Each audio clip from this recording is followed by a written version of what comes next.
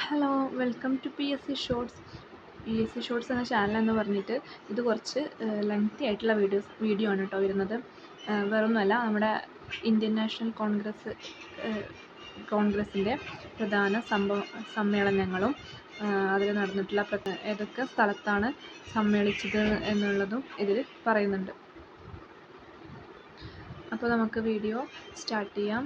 അതിൽ Indian national Congress നിലവിൽ വരുന്നത് 1885 നിലവിൽ വരുന്നത്. അത് എവിടെ നടന്നതെന്ന് വെച്ചാൽ നോട്ട്സ് ഉണ്ട്. അത് നോട്ട്സിൽ നോക്കിയിട്ട് നമുക്ക് ഞാൻ വായിച്ചു തരാം.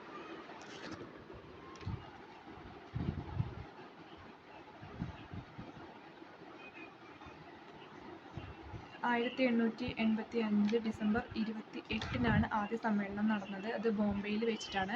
അതിൻ്റെ അധ്യക്ഷൻ WC ബാനർജി ആയിരുന്നു. അതിൽ പ്രമേയം അവതരിപ്പിച്ചത് സുബ്രഹ്മണ്യ അയ്യരാണ്. 9 പ്രമേയങ്ങളാണ് ഉണ്ടായിരുന്നത്. 72 പ്രതിനിധികളും ഉണ്ടായിരുന്നു. അതിൻ്റെ പ്രത്യേകതകൾ എന്താ വെച്ചാൽ, അത് ആദ്യത്തെ സമ്മേളനമായിരുന്നു. പിന്നെ ആ സമയത്ത് വൈസ്രോയി, അത് PYQ വരാറുണ്ട്. ഡഫറിൻ പ്രഭുവാണ് ആ സമയത്തെ വൈസ്രോയി. അതിൽ മലയാളിയായിട്ടുള്ള ബാരിസ്റ്റർ GP പിള്ള. രണ്ടാമത്തെ സമ്മേളനം നടന്നത് 1886 കൽക്കട്ടയിൽ വെച്ചിട്ടാണ്. ദാദാഭായ് നവറോജി, ഇന്ത്യയുടെ വന്ധ്യവയോജകൻ എന്നറിയപ്പെടുന്ന ദാദാഭായ് നവറോജിയാണ് അതിൽ അധ്യക്ഷനായിരുന്നത്. പ്രത്യേകതകളോ കാര്യമായിട്ട് ഒന്നുമില്ല. മൂന്നാമത്തത് വരുന്നത് 1887 മദ്രാസിൽ വെച്ചിട്ടാണ് നടന്നത്. ബദറുദ്ദീൻ തിയാബ്ജിയാണ് അതിൻ്റെ അധ്യക്ഷൻ. ആദ്യത്തെ മുസ്ലിം പ്രസിഡൻ്റായിരുന്നു ബദറുദ്ദീൻ തിയാബ്ജി. പിന്നീട് 1888 അലഹബാദിൽ വെച്ചിട്ടാണ്. ജോർജ് യൂൾ എന്നൊരു വിദേശിയായിരുന്നു അതിൻ്റെ അധ്യക്ഷൻ, ആദ്യ വിദേശ പ്രസിഡന്റ്. പിന്നീട് 1896 കൽക്കട്ടയിൽ വെച്ചിട്ടാണ്. അതിൻ്റെ റഹ്മത്തുള്ള സയാനി എന്നായിരുന്നു. ആ ഒരു സമ്മേളനത്തിൽ വെച്ചിട്ടാണ് നമ്മുടെ ദേശീയ ഗീതമായിട്ടുള്ള വന്ദേ മാതരം ആലപിച്ചത്. പിന്നീട് 1897 അമരാവതി സമ്മേളനം. അതിൽ സർ C. ശങ്കരൻ നായർ എന്ന് പറയുന്നൊരു മലയാളിയായിരുന്നു പ്രസിഡന്റ് ആയിരുന്നത്. പിന്നീട് വരുന്നത്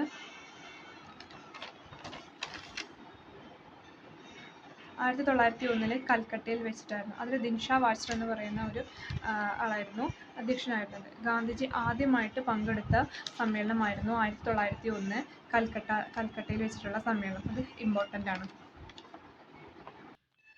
അടുത്ത സമ്മേളനം പ്രധാനപ്പെട്ടതെന്ന് പറയുന്നത് ബംഗാൾ വിഭജന സമയത്തെ സമ്മേളനമാണ്. സ്വദേശി എന്ന മുദ്രാവാക്യം ഉയർത്തിയത് 1905 ബനാറസ് സമ്മേളനത്തിൽ വെച്ചാണ്.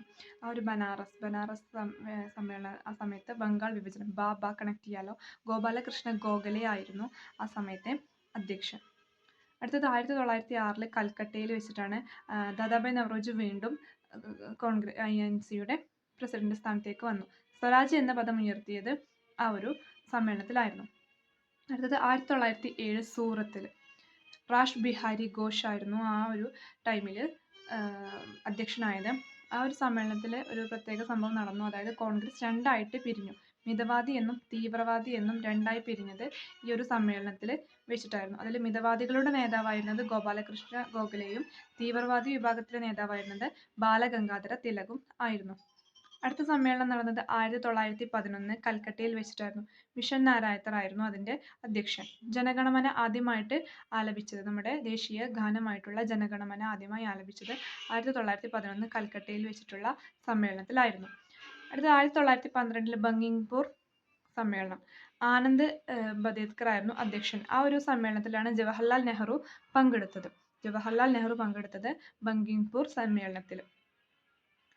അടുത്തത് 1916 ലക്നൌവിൽ AC മജുംദാർ ആയിരുന്നു അധ്യക്ഷൻ. കോൺഗ്രസും മുസ്ലിം ലീഗും ഒന്നിച്ചു. മിതവാദിയും തീവ്രവാദിയും ഒന്നിച്ചു. ഗാന്ധിജിയും നെഹ്റുവും കണ്ടുമുട്ടി. പ്രത്യേക ആലോചിക്കുക, ഗാന്ധിജിയും നെഹ്റുവും കണ്ടുമുട്ടുന്നത് ലക്നൗ, INCയുടെ ലക്നൗ സമ്മേളനത്തിൽ വെച്ചിട്ടായിരുന്നു 1916. അടുത്തത് വരുന്നത് 1917 കൽക്കട്ടയിൽ വെച്ചിട്ട്. ആനി ബസന്റ് ആണ് അധ്യക്ഷസ്ഥാനം വഹിച്ചത്. ആദ്യ വനിതാ പ്രസിഡന്റ് ആയിരുന്നു ആനി ബസന്റ്. പിന്നീട് വരുന്നത് 1920 നാഗ്പൂർ വെച്ചിട്ട്. സേലം വിജയരാഘവ ആചാര്യർ ആയിരുന്നു അതിൻ്റെ അധ്യക്ഷസ്ഥാനം വഹിച്ചത്. നിസ്സഹകരണ പ്രമേയം അവതരിപ്പിച്ചത് ഈ ഒരു സമ്മേളനത്തിലാണ്. 1924 ഇമ്പോർട്ടൻ്റ് ആണ്. 1924 ബൽഗാമിൽ വെച്ചിട്ടാണ് അടുത്ത സമ്മേളനം നടന്നത്. അതിൽ ഗാന്ധിജി പ്രസിഡന്റായി. ഗാന്ധിജി INC പ്രസിഡന്റ് ആയത് 1924 ബെൽഗാം സമ്മേളനത്തിൽ വെച്ചിട്ടാണ്. 1925 കാൺപൂരിൽ നടന്ന സമ്മേളനത്തിൽ സരോജിനി നായിഡു ആയിരുന്നു INCയുടെ പ്രസിഡന്റ്. INCയുടെ ആദ്യ ഭാരതീയ വനിതാ പ്രസിഡന്റ് ആയത് സരോജിനി നായിഡു ആണ് 1925 ഗാന്ധിജി ആയത് കഴിഞ്ഞിട്ടുള്ള ഒരു വർഷം കഴിഞ്ഞിട്ട്. അടുത്തത് 1929 ലാഹോർ സമ്മേളനമാണ്. ജവഹർലാൽ നെഹ്റുവാണ് അതിലെ അധ്യക്ഷയായത്. പൂർണ്ണ സ്വരാജ് എന്ന് പ്രഖ്യാപിച്ചത് ഈ ഒരു സമ്മേളനത്തിലാണ്. 1930 ജനുവരി 26 ഇന്ത്യയുടെ സ്വാതന്ത്ര്യ ദിനമാവണമെന്ന് ഈ ഒരു സമ്മേളനത്തിൽ പ്രഖ്യാപിച്ചു. ആ ഒരു വർഷം തന്നെ സിവിൽ നിയമ ലംഘനവും പ്രഖ്യാപിച്ചു. 1931 കറാച്ചിയിൽ നടന്ന സമ്മേളനത്തിൽ സർദാർ വല്ലഭായ് പട്ടേലാണ് INCയുടെ പ്രസിഡന്റ് ആയത്. മൗലിക അവകാശങ്ങൾ, സാമ്പത്തിക പദവികൾ എന്നിവയെക്കുറിച്ച് പ്രതിപാദിച്ചത് ഈ ഒരു സമ്മേളനത്തിൽ വെച്ചിട്ടാണ്.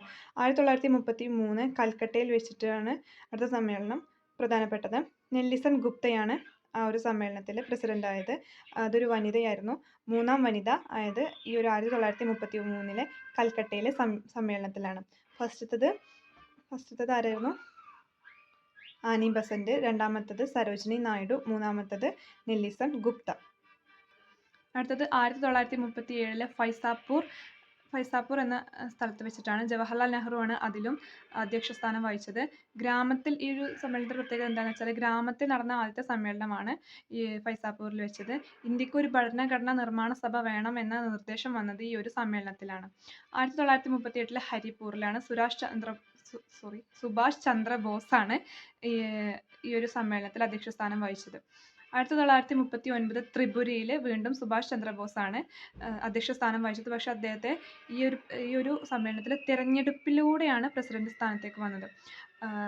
INCയുടെ ആദ്യ തിരഞ്ഞെടുത്ത പ്രസിഡന്റും അതേപോലെ പട്ടാഭി സീതാരാമയ്യ എന്ന ആളെ പരാജയപ്പെടുത്തിക്കൊണ്ടാണ് സുഭാഷ് ചന്ദ്രബോസ് അധ്യക്ഷ സ്ഥാനം അലങ്കരിച്ചത്. പിന്നീട് ഈ ഒരു തന്നെ സുഭാഷ് ചന്ദ്രബോസ് INCയുടെ പ്രസിഡന്റ് സ്ഥാനം രാജിവെച്ച് അത് ഡോക്ടർ രാജേന്ദ്ര പ്രസാദ് അത് ഏറ്റെടുക്കുകയും ചെയ്തു. 1939 ത്രിപുരയിൽ നടന്ന 52ാം സമ്മേളനത്തിലാണ് INCയുടെ പ്രസിഡന്റ് സ്ഥാനത്തേക്ക് തെരഞ്ഞെടുപ്പ് നടന്നത്. അതിൽ ജയിച്ചത് സുഭാഷ് ചന്ദ്രബോസും പരാജയപ്പെട്ടത് പട്ടാഭി സീതാരാമയ്യയും. 1940-45 മൗലാന അബ്ദുൽ കലാം ആസാദ്. 40 മുതൽ 45 വരെ മൗലാന അബ്ദുൽ കലാം ആസാദാണ് INCയുടെ പ്രസിഡന്റ് സ്ഥാനം അലങ്കരിച്ചത്. തുടർച്ചയായി 6 വർഷം INC പ്രസിഡന്റായി അദ്ദേഹം. ഈ ഒരു സമ്മേളനത്തിലാണ് വേവൽ പ്ലാൻ അവതരിപ്പിച്ചത്. അതായത് വേവൽ പ്ലാൻ എന്താണെന്ന് വെച്ചാൽ ഇന്ത്യക്കാർക്ക് സ്വന്തം ഭരണഘടന തയ്യാറാക്കാനുള്ള പ്ലാനാണ് വേവൽ പ്ലാൻ.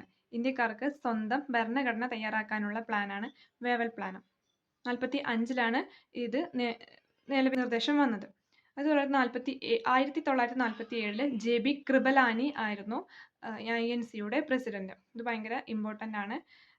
ഇന്ത്യക്ക് സ്വാതന്ത്ര്യം കിട്ടിയപ്പോൾ 1947 ഇന്ത്യക്ക് സ്വാതന്ത്ര്യം കിട്ടിയപ്പോൾ അപ്പോൾ ചോദ്യം വരുന്നത് ഇന്ത്യക്ക് സ്വാതന്ത്ര്യം കിട്ടിയപ്പോൾ INCയുടെ പ്രസിഡന്റ് സ്ഥാനം ആരായിരുന്നു അലങ്കരിച്ചത് എന്ന് ചോദിച്ചാൽ JB കൃപലാനി.